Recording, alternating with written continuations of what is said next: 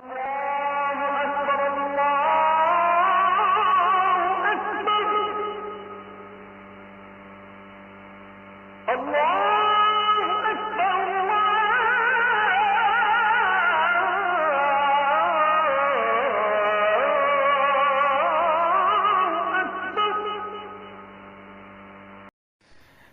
আলাইকুম ওয়া রাহমাতুল্লাহি ওয়া বারাকাতুহু। সম্মানিত দর্শক মণ্ডলী, একটা হিন্দু দাদা তিনি 5টা প্রশ্ন করেছেন ইসলামের বিরুদ্ধে, এবং তিনি জিজ্ঞাসা করেছেন এর জবাব যেন দেয়, কেউ যেন এড়িয়ে না যায়। আসলে এই জবাবগুলো আমি দিতে চাই না। সাধারণ হিন্দু কিছু জনগণ, না এরা কোনো হিন্দু স্কলার, এরা রিলস করে, ভিডিও করে, এ ধরনের সব হোয়াটসঅ্যাপ ইউনিভার্সিটি থেকে পড়াশোনা করে এসে একটা ভিডিও তারা তৈরি করে দেয়, ক্রিয়েট করে দেয়।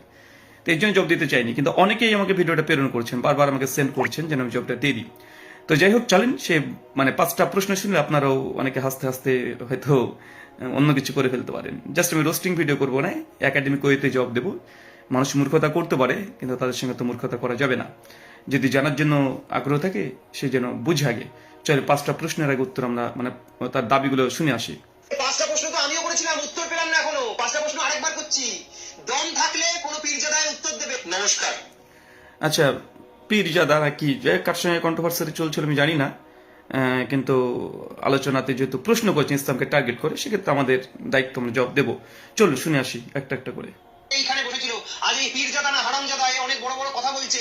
আজকে এই কথাটা যদি আমরা মুখ বুঝে মেনে নিই, কালকে কোথায় গিয়ে দাঁড়াবো? পশ্চিমবাংলা হয়ে গেছে জিহাদিদের একটা আখড়া। এখানে যে সে আসছে, সে হিন্দু ধর্মকে ছোট বড় কথা বলে দিয়ে চলে যাচ্ছে, কোনো বিচার হচ্ছে না। আরে 5টা প্রশ্ন তো আমিও করেছিলাম, উত্তর পেলাম না এখনো। 5টা প্রশ্ন আরেকবার করছি।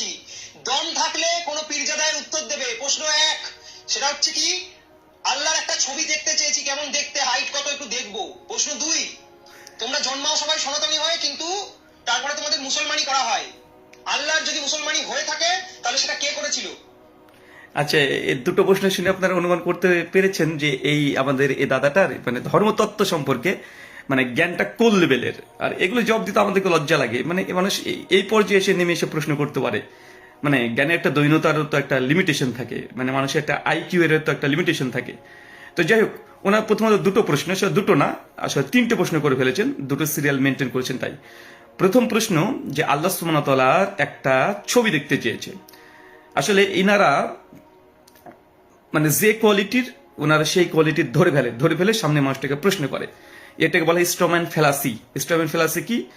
প্রতিপক্ষ যে দাবি করে না, সে দাবিকে সামনে রেখে সেটাকে উনি আবার প্রশ্ন করে, তার গোড়ায় গলদ, শুরুতেই ভুল।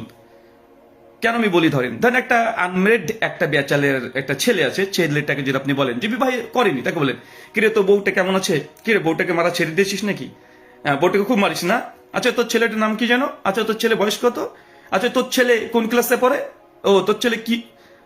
আপনি এই কেন্দ্রে যদি 1000 প্রশ্ন করেন, একটা ব্যাচেলার অবিবাহিত একটা ছেলে যে বিয়েই করেনি, তো যে বিয়েই করেনি তার সন্তান হবে কিভাবে, তার বউকে পিটাবে বা কিভাবে? তো এটাকে বলা হয় এক ধরনের স্ট্রম্যান ফেলাসি। সামনের মানুষটাকে সম্পর্কে নিজে একটা ভুল ধারণার মধ্যে, অজ্ঞতার মাধ্যমে ধরে নিয়েছে, ধরে নেওয়ার পরে সে 50টা প্রশ্ন করছে। তো যদি পরে 50টা প্রশ্ন করে, কিন্তু মূল যে ধারণা, কনসেপ্টকে সামনে রেখে প্রশ্ন করছে, সে ধারণাটা যদি ভুল হয়, ফলস হয়, তাহলে তার 50টা প্রশ্নই হবে ফেলাসি। ঠিক এই ক্ষেত্রেও এটাই উনি ধরে নিয়েছেন। ওনাদের সনাতন ধর্মের কনসেপ্ট অনুযায়ী যে দেব দেবতা এরা একটা সাকার, তাদেরকে দেখা যায়, শ্রীরামচন্দ্রকে দেখা যায়, লক্ষ্মী, দুর্গা, কালী, সরস্বতী, শিব, মহেশ্বর, এদেরকে দেখা যায়, বিধায় ইসলামিক কনসেপ্ট সেটাই হবে। কিন্তু ইসলামিক কনসেপ্ট সেটা নয়। আল্লাহ সুবহানাহু ওয়া তাআলা তিনি হচ্ছেন স্রষ্টা, আর আমরা হচ্ছে সৃষ্টি। এই স্রষ্টা আর সৃষ্টির পার্থক্য আমাদের সনাতনী দাদারা বোঝে না, কারণ তারা প্যাগানিজম কনসেপ্ট নিয়ে তারা সবসময় চলাচল করে। শোনেন, ওনারা যে ঈশ্বর বা দেবতাকে দেখার কথা বলছে না, যে আমরা তো শ্রীকৃষ্ণকে দেখেছি, আমরা রামচন্দ্রকে দেখেছি। দাদা একটু ভালো করে ধর্মতত্ত্ব পড়ে আসবেন। শ্রীকৃষ্ণ বা রামচন্দ্র এরা পরম ব্রহ্ম নয়। আমি যদি আপনাদের প্রশ্ন করি যে আপনাদের গোটা হিন্দুইজমে 33 কোটি দেবতা বা 33 প্রকার যেটাই বলেন, এই 33 কোটি বা 33 প্রকার যেটাই আপনি বলেন না কেন, পরম ব্রহ্ম যিনি, তার একটা ছবি দেখাতে পারবেন? তার একটা ছবি আছে? এই পরম ব্রহ্ম, নট ব্রহ্মা, 4 মাথাওয়ালা ব্রহ্মা নয়, যে মেয়েকে পিস পিস পিস পিস মেয়ের সঙ্গে কি করেছিল আপনারা সকলেই জানেন। ওই ব্রহ্মা নয়, পরম ব্রহ্ম যিনি সুপ্রিম গড অফ হিন্দুইজম। এই পরম ব্রহ্ম কোনো ছবি আছে, কোনো প্রতিমূর্তি আছে? আর সনাতন ধর্ম অনুযায়ী এটাই, যিনি পরম ব্রহ্ম তার কোনো ছবি নেই, আজ পর্যন্ত কোনো মূর্তিকে তৈরি করেনি। কেন পরম ব্রহ্মের কোনো মানে আকার তারা দেয় না। আর আপনি রাম কৃষ্ণ যেগুলোকে দেখছেন এরা হচ্ছে অবতার, এক একটা অবতার, এরা হচ্ছে এক একটা দেবতা। তো দেবতাদের আপনারা মূর্তি আপনাদের কাছে আছে, কিন্তু সুপ্রিম গড যিনি আছেন পরমাত্মা পরম ব্রহ্ম, তার কোনো মূর্তি নেই। এর জন্য বেদ বলছে নাতাস্তি প্রতিমা আস্থি, যিনি সর্বশক্তিমান পরম ব্রহ্ম তার কোনো স্বরূপ কিছুই নেই, তার অনুরূপ কিছুই নেই। তো মূর্তি তৈরি করবেন কিভাবে? আর গডের মূর্তি তৈরি করা বা গডকে আপনারা যে বলছেন কৃষ্ণার যে চেহারাটা, রামের যে চেহারাটা, এটাকে গড বলছেন। আচ্ছা, গড বলতে আপনি কি বুঝেন? যিনি গড হবেন তিনি হচ্ছেন আনলিমিটেড। যখন তাকে মূর্তির মধ্যে আপনি মূর্তির মধ্যে সীমাবদ্ধ করতে চেষ্টা করছেন তখন সে লিমিটেড পার্সন হয়ে গেল। আনলিমিটেড কোনো জিনিস কখনো লিমিটেড হতে পারে না, আর যদি হয় সে গড নয়, কারণ গড হচ্ছে আনলিমিটেড পার্সন, ইনফিনাইট। আর যখন ইনফিনাইটকে ফাইনাইট করবেন সে গড নয়। তাই যে দেবতাদের ছবি দেখছেন এই ছবিগুলো কি, এগুলোর দ্বারা গডকে মানে এতে যে গড নয়, নিজে ঈশ্বর নয়, এটা তার প্রমাণ বহন করে। আল্লাহ সুবহানাহু ওয়া তাআলা তিনি হচ্ছেন সুপ্রিম গড। ইসলামে একজনই ঈশ্বর কনসেপ্ট বিশ্বাস করি, তার সাদৃশ্য কোনো কিছুই নেই। তাই তার ছবি দেখতে চাওয়া এটা মূর্খতা ছাড়া কিছুই নেই। আসলে এরা হিন্দু ধর্মতত্ত্ব জানে না। পরম ব্রহ্ম যিনি আছেন তার যে কোনো মূর্তি হয় না, তার যে মূর্তি আসলে কেউ তৈরি করেনি, পরম ব্রহ্ম যিনি।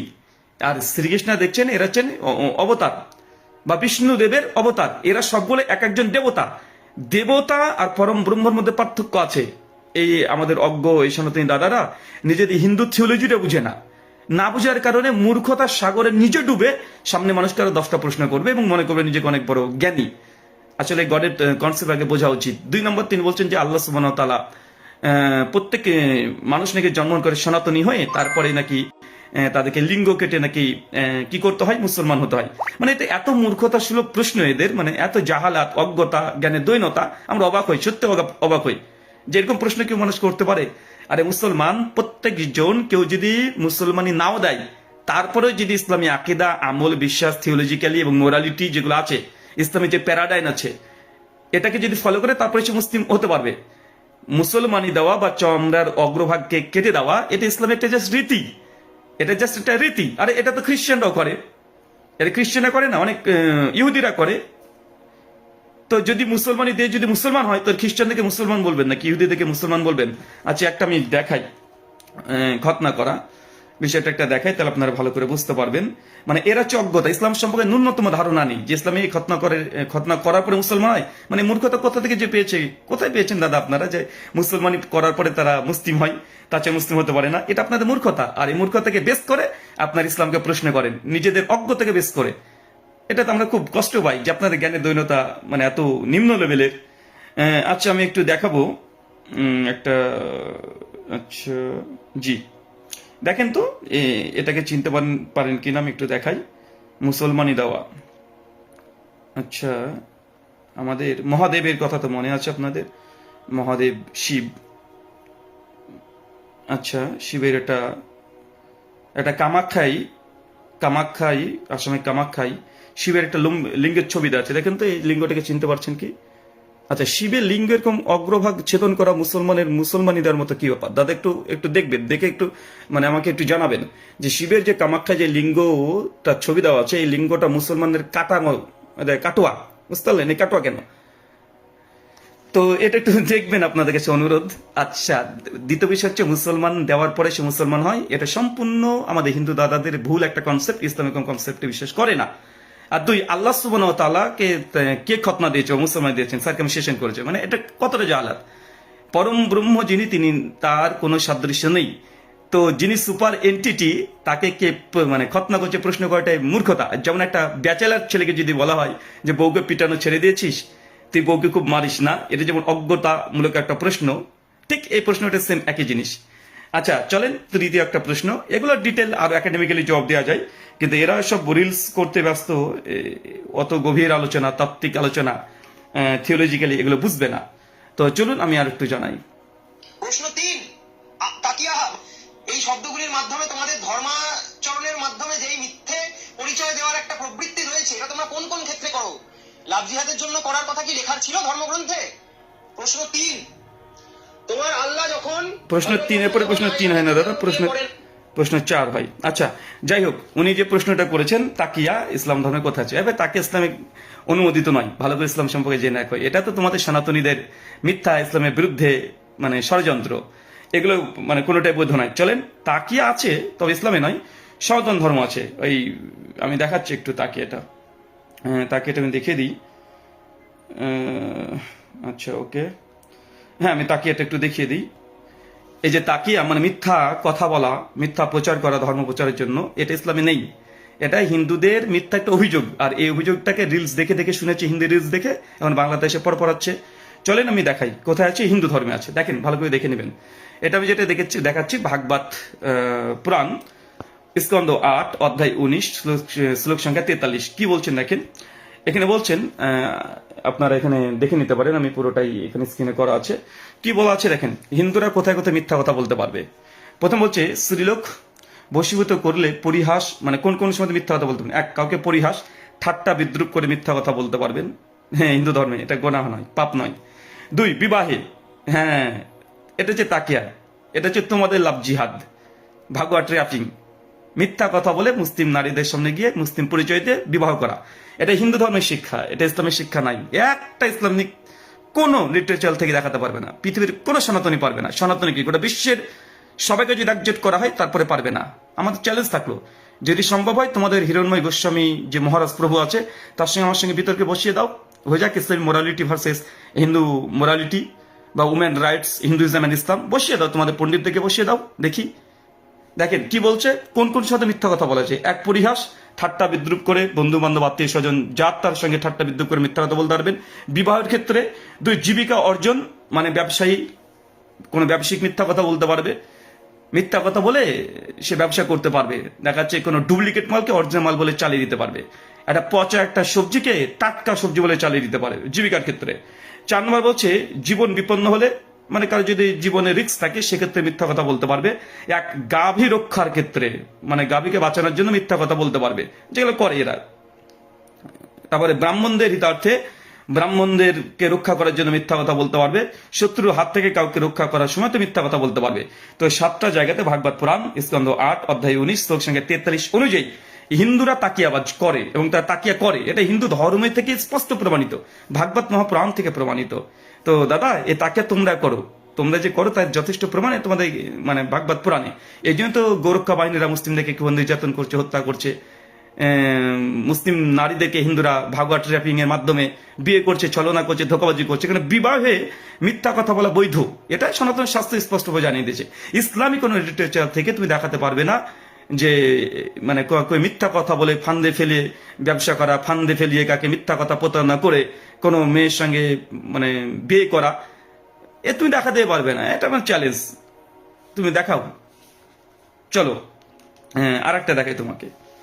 মানে এদের জবাবগুলো দিতে আমাদের একটু লজ্জা লাগে, মানে মূর্খতার একটা সীমা থাকার দরকার। তখন আয়েশার বয়স ছিল 6 বছর, 9 বছর থেকে সহবাস শুরু করেন, একটা 6ই হোক 9ই হোক, এই বয়সের একটি মেয়ে একটি 53 বছর বয়সী পুরুষ মানুষের সঙ্গে নিশ্চয়ই স্বেচ্ছায় সহবাস করেননি। ওকে, যদি করে থাকেন তাহলে তার স্বেচ্ছায় সহবাসের প্রমাণ কোন ধর্মগ্রন্থে আছে? ওকে, মানে একটা 6 বছর বা 9 বছরের মেয়ের সঙ্গে যে বিবাহ হয়েছে, ফিজিক্যাল রিলেশন করেছেন, স্বেচ্ছায় করেছেন না অস্বেচ্ছায় করেছেন, কোন ধর্মগ্রন্থে আছে? আচ্ছা, ব্রহ্মা যে সরস্বতীর সঙ্গে যে কাজটা করেছিল, আচ্ছা এটা কোন মানে তার সম্মতি কোথায় ছিল, তার কনসেন্ট কোথায় ছিল, একটু দেখাবেন।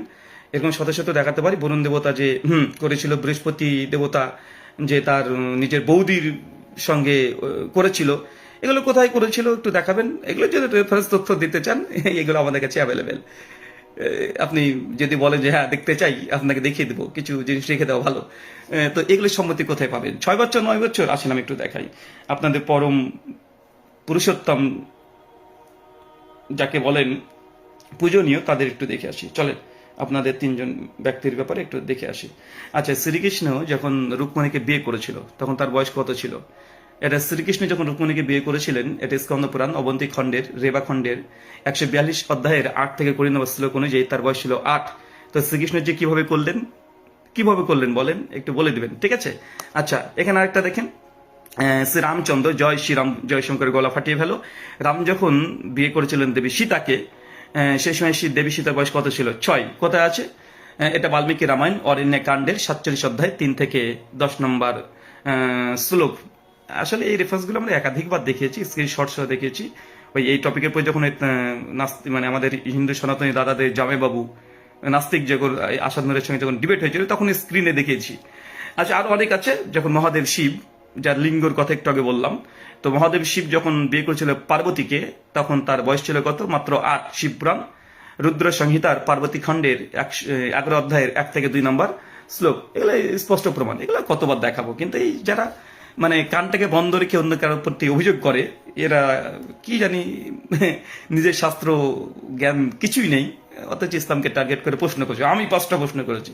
দাদা একটু একাডেমিক্যালি প্রশ্ন করেন, ভদ্রভাবে মার্জিতভাবে প্রশ্ন করেন। আর যদি ধর্ম মানে কোন ধর্ম বেটার এটা নিয়ে আলোচনা করতে হয়, আপনাদের অনেক পণ্ডিত আছেন, বসিয়ে দেন আমাদের সঙ্গে, সমস্যা কি?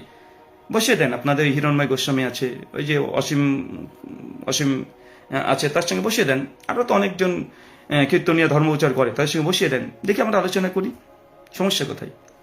চলেন দেখি আরেকটা মূর্খতা। আচ্ছা, আর একটা প্রশ্ন তার আছে। আমার প্রশ্ন নম্বর 5, এই হালালা প্রথাটা কে প্রথম চালু করেছিল? এটা একটু বলবে তো আমাকে। যদি দম থাকে তাহলে উত্তর দেবে, আর তা না হলে কাপুরুষের মতন এই ভিডিওটাকে অ্যাভয়েড করে চলে যাও। আচ্ছা, তোমার যদি দম থাকে, আমি যে রেফারেন্সগুলো দিলাম সেই রেফারেন্সগুলো ভুল প্রমাণ করে দেখাবে, হিন্দু সনাতন ধর্মের, ঠিক আছে? এগুলোকে ভুল প্রমাণ করে দেখাবে। আর দ্বিতীয় ব্যাপার, যে হালালা প্রথা কে চালু করেছিল, চালু করেছিল তো মহাভারত থেকে পাওয়া যায়। নামগুলো বলতে হবে নাকি? হালালা মানে কে কে কাকে করেছিল, কে মানে কোন দেবতা কার উপরে উঠেছিল, এগুলো খুলে খুলে দেখাতে হবে। মানে এগুলো ফেসবুকও তো মানে সাপোর্ট করবে না, ফেসবুক হয়তো ভায়োলেশন দিয়ে দিবে, সেক্সুয়াল ভায়োলেশন দিয়ে দিবে। তো এরকম যদি দেবদেবতাদের যদি একটু হালালা দেখাতে চাই, আমরা অনেক করে দেখিয়ে দিতে পারবো কে কাকে হালালা করেছিল। মনে আছে তো, এই যে 5 ভাই আর একজন বউ, দ্রৌপদী আছে না, 5 ভাই, এগুলো কি? এগুলো তো জানা কথা, তাই না? হ্যাঁ, মায়ের মায়ের কথা রাখতে গিয়ে সব কাজগুলো করেছিল। তো এগুলো যদি ঐতিহাসিকভাবে দেখতে যাই, আর হিন্দু লিটারেচারগুলোকে যদি আমরা অথেন্টিক ধরে নিই, তো পৃথিবীর বুকে প্রথম এই কাজগুলো কে করেছিল? ব্রহ্মাদেব, তিনি তার মেয়ের কাছে চলে গিয়েছিলেন। এগুলো কি সব? এগুলো বৃহস্পতি দেবতার কথা পাওয়া যায়, চন্দ্র দেবতার কথা পাওয়া যায়। সূর্য কোন থেকে কিভাবে প্রেগনেন্ট করেছিল জানা আছে তো নাকি? সূর্য কোন থেকে কিভাবে প্রেগনেন্ট করেছিল, কুন্তি যখন বর চেয়েছিল, কিভাবে সূর্য দেবতা নেমে এসে তাকে রেপ করেছিল, এগুলো বলতে হবে। আচ্ছা, এগুলো যদি বলতে হয় বলবো, মানে ভিডিওটা অনেক লম্বা হয়ে যাচ্ছে তো। তো আমি জাস্ট এগুলো তথ্যগুলো জানালাম, ঘটনাগুলো জানালাম। এগুলো যদি প্রমাণ সহ স্ক্রিন দিয়ে আলোচনা করতে হলে আমাকে একাডেমিক্যালি ভিডিও বানাতে হবে, তৈরি করতে হবে, যার সময় এখন বর্তমান হাতে নেই। রমজান মাস, রোজার মাসের পর থেকে ফ্রি থাকবো, তখন এগুলো হয়তো একাডেমিক্যালি আলোচনা করবি। এখন জাস্ট লাইভে এসে এই কথাগুলো বললাম। তো সম্মানিত দর্শক মন্ডলী এবং হিন্দু দাদাকে বলি, শোনে, ইসলামকে টার্গেট করে যখন কোনো প্রশ্ন করবেন, একটু বুদ্ধিটা মাথায় রাখবেন। মানে আমি জানি আপনারা গৌকে মাতা বলেন, আপনারা গরুর বাচ্চা, জানি সুর আপনাদের ভগবান, সুর বলতে ওই যে বরাহ অবতার, তো আপনারা সেদিক থেকে বরাহ নন্দন, এগুলো আমরা জানি। তো কিন্তু ওই আচরণটা যেন একটু অন্তত মানুষের মতো করেন। মেটাফরিক্যালি যদি কাউকে সব মানেন ঠিক আছে, কিন্তু যখন প্রশ্ন করবেন ধর্মতত্ত্ব নিয়ে, একটু একাডেমিক হওয়ার চেষ্টা করেন। ওই মূর্খর মতো ওই বুদবুদ পান্ডে একটা আছে, খুশবু পান্ডে, আর কিছু হিন্দি মানে রিলস দেখে দেখে দেখে দেখে এরা এসে বাংলাতে এসব প্রশ্নগুলো করছে। মানে ননসেন্স। না ধর্ম জানে, না এরা থিওলজি জানে, না ফিলোসফি বুঝে, না কিচ্ছু বুঝে। এটা টুক করে একটা মানে এদের অধিকাংশ প্রশ্নগুলো দেখবেন ইসলামকে নিয়ে, সে আগে একটা নিজের ব্রেন একটা ভুল ধারণা গুজে রেখেছে হোয়াটসঅ্যাপ ইউনিভার্সিটি থেকে তথ্য পেয়ে, তারপরে সেটাকে নিয়ে আর একটা প্রশ্ন করছে।